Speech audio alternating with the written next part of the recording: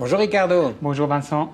Aujourd'hui, j'aimerais parler avec toi de la notion du capital action des sociétés anonymes qui constitue souvent une part importante des fonds propres et qui est libellée en francs suisses au registre du commerce, donnée qui est publique et qui peut être consultée par n'importe quel créancier ou actionnaire. Peux-tu nous en dire plus s'agissant des nouvelles possibilités qui s'offrent à nous s'agissant de libeller le capital action en monnaie étrangère? Oui, selon le nouveau droit, il sera désormais possible de libeller le capital action d'une société anonyme dans une autre monnaie que le franc suisse. Le droit comptable actuellement en vigueur permet déjà de présenter des comptes dans une monnaie étrangère, monnaie qui est la plus importante au regard des activités de l'entreprise.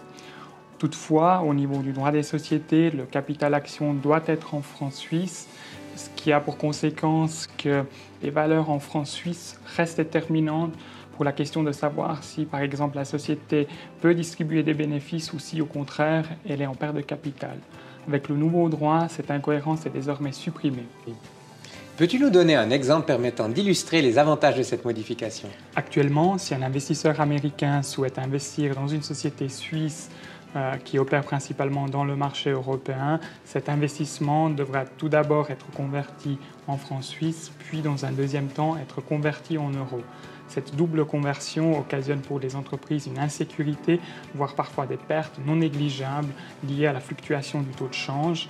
Avec le nouveau droit, l'investisseur de l'exemple pourra investir dans la société suisse directement en euros. Est-ce qu'il y a des désavantages?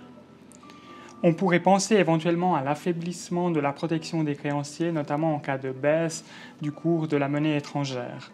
Pour pallier à cet inconvénient, en réalité, le nouveau droit admet uniquement certaines monnaies, par exemple le dollar américain ou encore l'euro, car le cours de ces monnaies est considéré en règle générale particulièrement stable. En définitive, la possibilité de libeller le capital action en monnaie étrangère est une amélioration technique qui permettra de faciliter la vie et la gestion des entreprises, notamment celles qui sont amenées à évoluer dans un contexte international. On pense par exemple aux organisations sportives de la région ou aussi aux sociétés qui exportent une grande partie de leurs produits à l'étranger, comme par exemple dans le domaine horloger. Mais au fond, à quand le capital action libellé en Bitcoin au registre du commerce?